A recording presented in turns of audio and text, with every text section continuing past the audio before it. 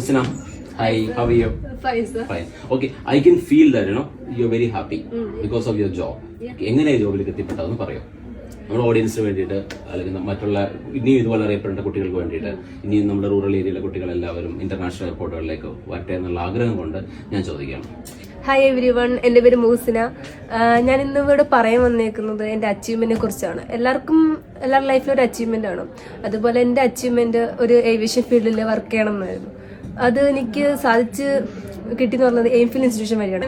അപ്പൊ അവര് ടയർ 3 സിറ്റിയിൽ നിന്നും അവരെ എറണാകുളം ഇന്റർനാഷണൽ എയർപോർട്ടിൽ എയർ ഇന്ത്യയുടെ ഭാഗമാക്കി മാറ്റിയതിന് നന്ദി രേഖപ്പെടുത്തുന്നു, അതല്ലേ? അതെ സാർ. ദുബായ്, ലണ്ടൻ ദുബായ് ആണ് ഫ്ലൈറ്റ് ലാസ്റ്റ് വന്നത്. ഹാൻഡിൽ ചെയ്ത് ലണ്ടൻ ദുബായ് ആയിരുന്നു.